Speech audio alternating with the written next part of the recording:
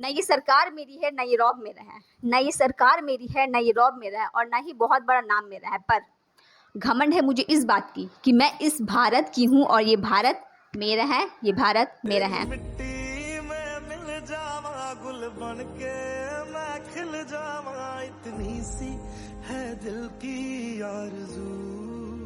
Hey, hello guys, Assalamu alaikum. Welcome back to my YouTube channel. This is Arshi Ahmad and you are watching Educational Scare hashtag the world should know. Atal Bihari Vajpayee ji ने शायद ये कहा था कि भारत कोई भूमि का टुकड़ा नहीं, ये एक जीता जागता राष्ट्र पुरुष है। अटल जी ने कहा था, ये वंदन की धरती है, अभिनंदन की धरती है, ये अड़पन की भूमि है, ये दर्पण की भूमि है, इसकी नदी नदी हमारे लिए गंगा है। हम जिएंगे तो इस भारत के लिए और मरेंगे तो इस भारत के लिए। ये मैला सा उजाला, ये रात की आहट सुबह, जिसका इंतजार था हमें, कहीं वो सुबह तो नहीं। फैज अहमद फैज ने ये अपने फेमस पोएम में लिखा था। ये बात कर रहे थे आज़ादी की उस सुबह की, इंडिपेंडेंस डे, जहां एक तरफ जश्न मनाने वाली बात थी, एक तरफ जश्न मनाने वाली बात थी और दूसरी तरफ देश में भयंकर बंटवारा चल रहा था इंडिया और पाकिस्तान का। तेरी मिट्टी में मिल जावा गुल बन के मैं खिल जावा इतनी सी है दिल की आरज़ू। तेरी नदियों में बह जावा तेरे खेतों में लहरावा इतनी सी। अगर हिस्ट्री की बात की जाए तो साल 1857, रिवॉल्ट ऑफ 1857, जिसमें क्या होता था कि हिंदूज और मुस्लिम साथ मिलकर लड़ रहे थे ब्रिटिश के खिलाफ। इससे ब्रिटिश को इतना बड़ा झटका लगा कि इसके जस्ट बाद उन्होंने डिवाइड एंड रूल की पॉलिसी स्टार्ट कर दी, सेपरेट इलेक्टोरेट्स प्रोवाइड करके। सेपरेट इलेक्टोरेट से क्या मतलब होता है? सेपरेट इलेक्टोरेट्स होता है जिसमें धर्म के नाम पर कुछ सीटें होती हैं जिसमें उसी धर्म के लोग वोट कर सकते हैं। जैसे कुछ मुस्लिम्स हैं और कुछ मुस्लिम सीटें हैं जिसमें मुस्लिम्स लोग ही वोट कर सकते हैं, कोई और रिलीजन के वोट नहीं कर सकते हैं। ऑब्वियसली जिसका रिजल्ट ये होता है कि हिंदूज और मुस्लिम्स में दरारें पड़ने लगती है। एक्चुअली पॉलिटिकली डिवाइड कर देना चाहते थे लोगों को धर्म के नाम पर, और ये बस वो जैसे ऐसा फ्रेमवर्क करे थे कि जो वो सोच रहे थे वो बिल्कुल सिंपली हो रहा था। But in this generation, we all Hindustanis wants this type of भाईचारा can be expressed as बांट दिया इस धरती को, क्या चांद सितारों का होगा, और नदियों का कुछ नाम रखे, बहती धारों का क्या होगा, और शिव की गंगा भी पानी है, आबे जमजम भी पानी है, मौलवी भी पिए, पंडित भी पिए, पानी का मजहब क्या होगा। और इन फिरका परस्तों से पूछो, क्या सूरज भी अलग बनाओगे? एक ही हवा में सांस है सबकी, क्या हवा भी नहीं चलाओगे? तू नस्लों का करे जो बंटवारा, रहबर वो कौम का ढोंगी है।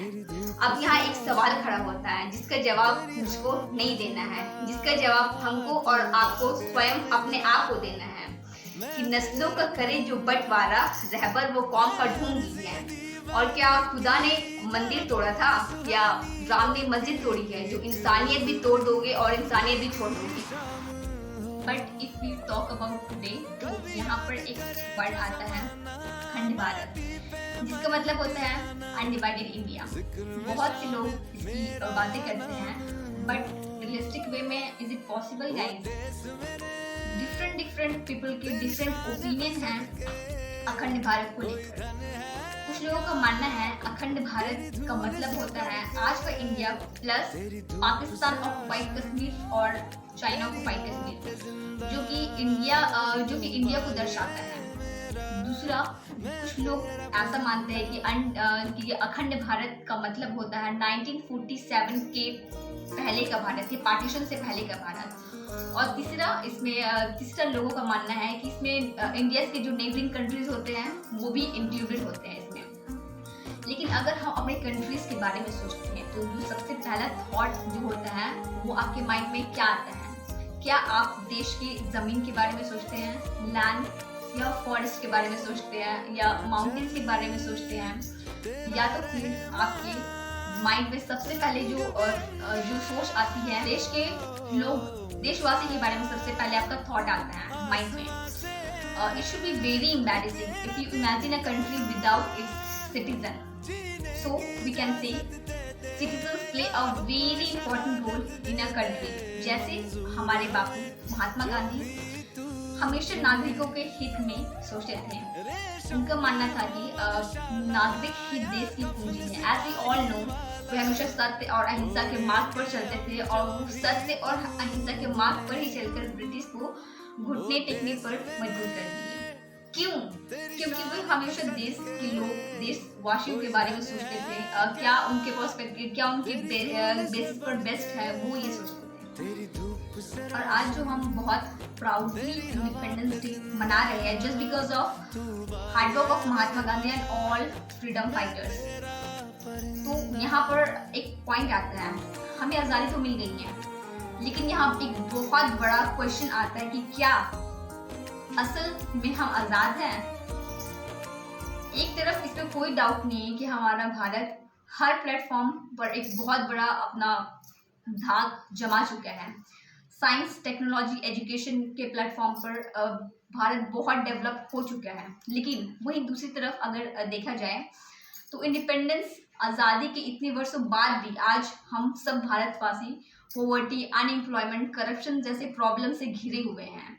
ऐसा लग रहा है कि ये सारे प्रॉब्लम्स हमारे देश को एक जकड़ा हुआ है बहुत जोर से। So this is the duty of each and every citizens to work together and give their best from bottom of their heart. So हर इंसान मेहनत करेगा अपनी तरफ से तो देश बदलेगा।